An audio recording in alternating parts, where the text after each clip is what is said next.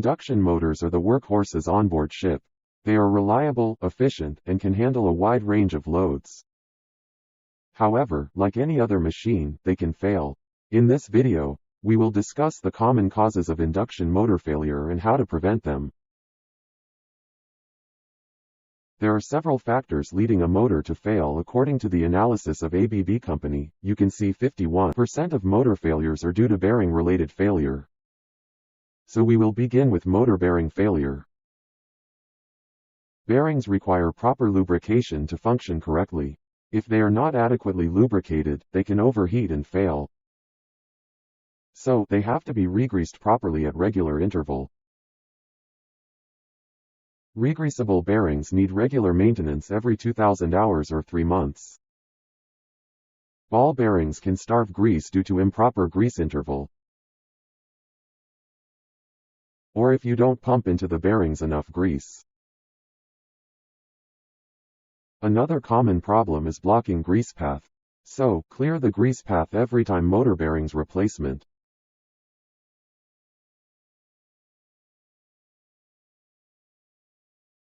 When using sealed or closed type bearings, pay attention not to damage the grease seal covers. Damaged seal cover can lead to leaking of grease. Closed type ball bearings have to be totally replaced with new spares based on their running time.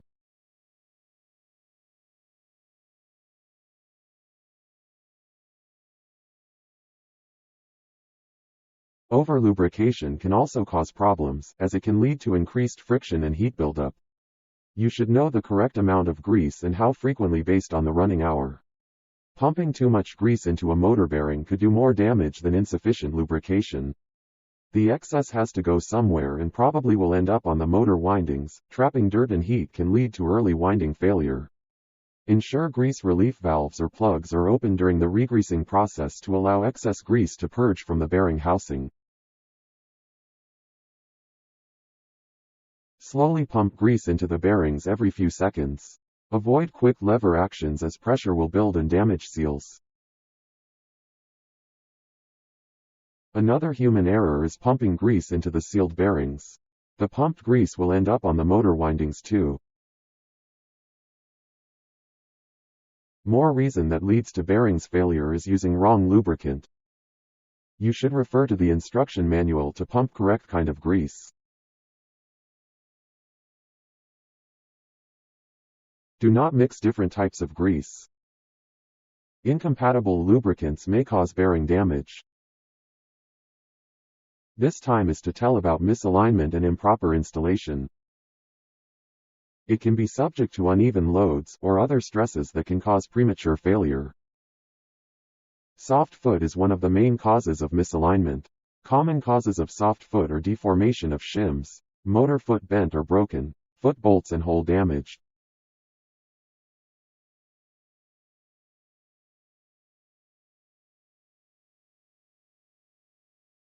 So carefully check and tight the motor foot bolts and insert good quality shims.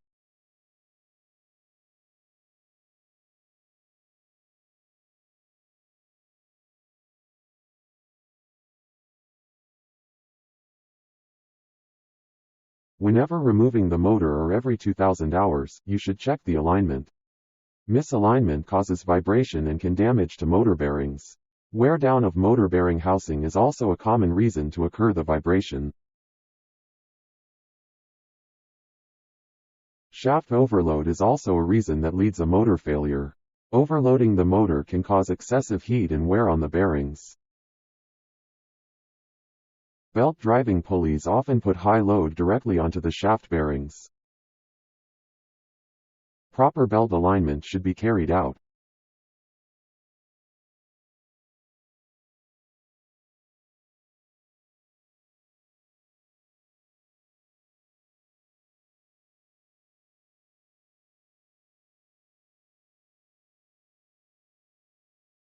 Rapid wear of belts is a simple visual sign of an overloaded shaft.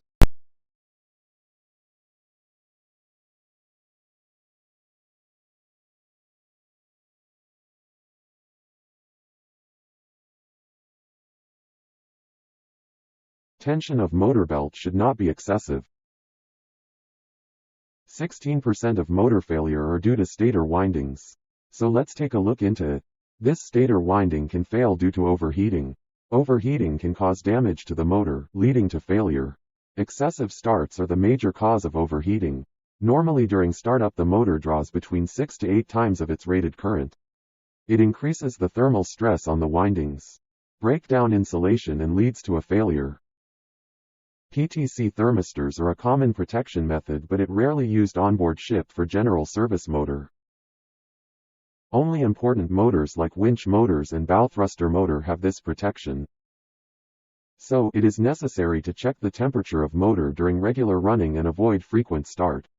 Take time to cool down the motor between starts. Proper working condition of automatic start and stop switch, like main engine auxiliary blower, should be checked.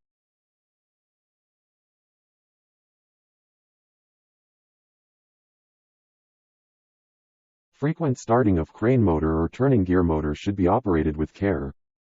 Another overheating issue comes from running with under voltage. For a ship electrical supply system, there will not be under voltage supply.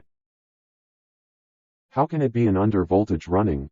Most high-capacity motors on board use low-voltage starting methods. The star-delta starting method is the most common. A motor starts with star or Y connection for a few seconds and then switches to delta connection.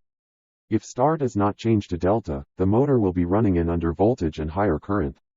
That will become overheating of stator windings and burnt. Single phasing or cutting one phase wire during running or motor starting will cause overheating.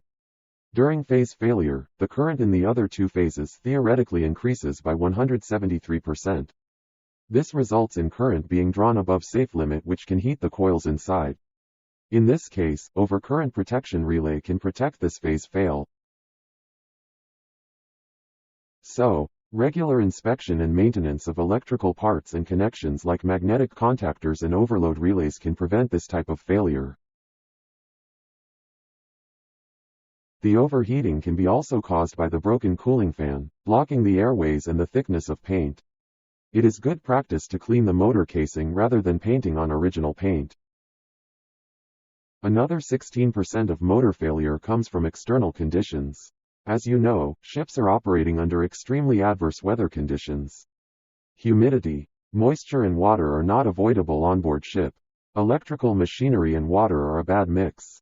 They can cause damage and corrosion. Normally, shipboard motors are fitted with space heaters.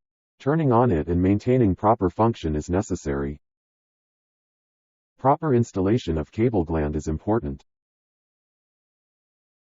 Periodically inspection of insulation resistance is a good practice. The insulation resistance for a 440-volt motor should be at least 1 megaohms. Contamination of foreign particles into motor enclosure can cause damage motor stator, rotor and bearings. To protect your motor, check motor seals each overhauling. In conclusion, induction motors are essential to the ship operating, but they can fail due to several factors. It's essential to ensure proper maintenance of shipboard motors and regular inspections to identify potential problems before they lead to failure. Thank you for watching.